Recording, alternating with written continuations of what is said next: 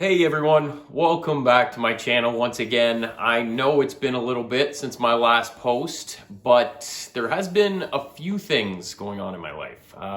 For one, I ended up getting a puppy. Me and my wife got a puppy, male Saint Bernard, who has been a bit of a handful, to say the least. So, I'm sure any dog owner out there knows that getting a fresh puppy is a bit of work. So obviously it took a bite out of my reading time, as well as just, finding time to post a video. So in saying that, it's good to be back. I have still read a lot of books from my last post. So this won't be every book I've read since then, but there was a good chunk to choose from here. So I picked some of the better ones, and hopefully there's something good in this pile that you guys can read, and let's get into it.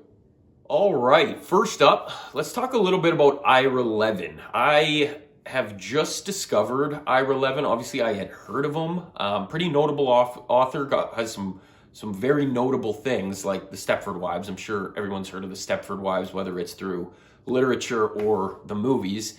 But yeah, I decided to pick up the Stepford Wives because I was interested. I heard good things, and I always did like the movie. And Ira Levin, I read two of his novels. We'll get to the second one in a little bit. Great author, eye-opening, interesting, very interesting takes. It's always interesting to read these older novels and see kind of how the world has caught up, like what was once far-fetched, I guess you could say. The world now, technology-wise, has kind of caught up to it. And you kind of look at it, and it's eerie at times to read. This one for sure as well. Obviously, in our today's day and age, with the progression of the women's rights movement and everything like that, this is a very eye-opening read for sure. Playing with a very satirical take on the whole gender roles and everything like that, and especially for the time that it was written. When things like that were a lot more prominent than they are today. But overall, as a science fiction novel, science fiction / horror, I guess you could say, it's a really fun read, really quick read. You can get through this real quick. And Ira Levin is a beautiful, beautiful writer. Very smooth, very easy to read. I do recommend this to anybody who's a fan of thriller or horrors. It's good to go back and check out these classics. All right, sticking with Ira Levin, I moved on to This Perfect Day. I found this copy at a used bookstore for like $6, and it turns out I pretty much just bought it because it's in great condition, and I could tell it was a really older edition. It ends up being a first edition, first printing, and I got super lucky. Just love it when stuff like that happens. You get it for super cheap. It's going online for probably close to $150 to $200 American, and to find it in a used bookstore in great condition, like the old slipcover with like the paper, it's kind of like just a paper a dust jacket, as opposed to the glossier ones they have today. And like I said, great condition, barely any rips, just an amazing find. Also an amazing read. I like this one better than the Stepford Wives. It's thicker, there's more to it, obviously, but this is basically 1984, like think 1984, that type of society, Big Brother's watching, like that type of thing, but with a little bit of a different spin on it. Definitely a lot better read than 1984. I did not like 1984. I thought it was very boring. But this one, action-packed, always keeps you on your toes. It's a page turner. It's a mystery. You're gonna want to keep reading in order to get to the end to figure out how this one comes out. Very entertaining novel. Like I said, if you're into dystopian type reads, this is a must. I feel like this one's a bit of a hidden gem that I had never heard of coming into it. So yeah, recommend this one for sure. Next up is Grady Hendrix's new novel, How to Sell a Haunted House. I love me some Grady Hendrix. I just think he's the best thing going right now in terms of newer authors. Pick up all his books, first day they released, read them right away. And this one, it didn't disappoint. I wouldn't say it's my favorite Hendrix novel, but it definitely didn't disappoint.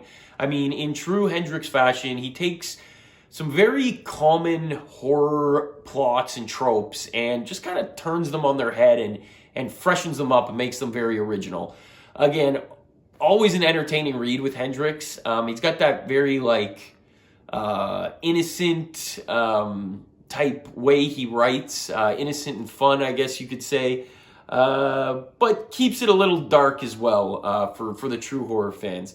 This one basically follows a sister and her brother as their parents end up passing away in an accident, and so they're left to inherit their house, which, as you can tell, it ends up being haunted. And it's the trials and tribulations of this brother-sister combo who weren't really close coming into it, and they have to kind of put their differences aside in order to navigate through what it's going to take for them to sell this haunted house and deal with all the ghosts and the demons that are inhabiting it and such. Very, like I said, very fun read if you're into that sort of ghost story type thing. It does a great job freshening it up and giving you a bit of a different take, different angle on it. So yeah, check it out. All right, I might as well transition into this one next. Suburban Hell by Maureen Kilmer. I'm talking about this one right after Grady Hendrix because I just felt it was a very Grady Hendrix-esque novel. As you can tell by the cover, you know, it's a satirical horror or a horror comedy, I guess you could say, where a group of stay-at-home moms in the suburbs encounter a demon that ends up possessing one of their friends and wreaking havoc on the neighborhood. So it's a fun read. It's a short read, but I like these kind of novels. I just find they're really good to mix in if you've been reading a little bit heavier stuff, a little longer novels. It's good to mix something like this in that you know is going to be a page turner, and it's not going to be too heavy, and you know it's something you can just have a good time with. But yeah, if you like Grady Hendrix, I would definitely recommend this novel because, like I said before, it just had that feel to it. And to you, any of you out there that love suburban horror, that's kind of my own little subgenre I've coined myself, whether it's movies or books. Anything to do with suburbia in the horror genre, I'm all over it. So check it out. Love it. Okay, next up, let's talk a little Robert McCammon.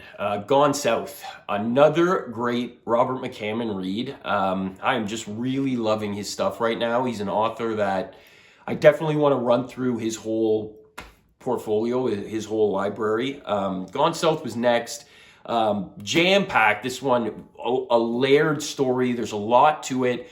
A lot of likable characters. I found it was really hard to dislike any of the characters. You had your main characters, and then I found that the characters you thought were supposed to be the villains kind of redeemed themselves and ended up not being, and then there ended up being some villains later in the novel. But if that makes any sense, I know it's a little convoluted what I just said, but it's a story that, like I said, it has a lot of layers to it, and it's super entertaining. I relate this one. I read this one not long after Usher's passing, which was kind of a similar read, pretty deep novel with a lot of layers, and this one didn't disappoint as well. Really fun character. There was this Elvis impersonator that was one of the major characters in this, and I just thought he was a really fun character.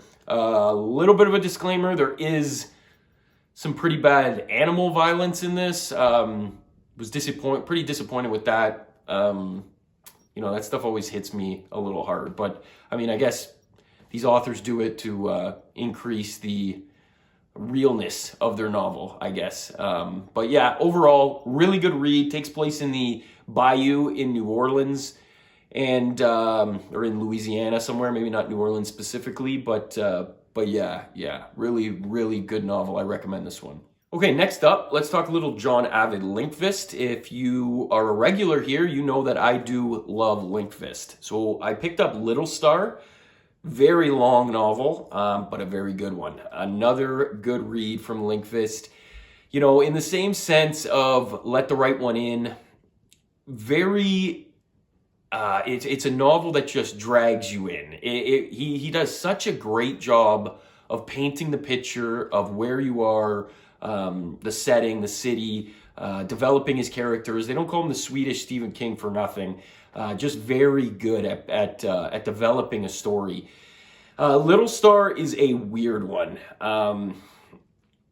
It basically centers around a little girl, a baby that is left for dead in the middle of the woods, that is found by a hiking man or a couple, an older couple, and they take her in.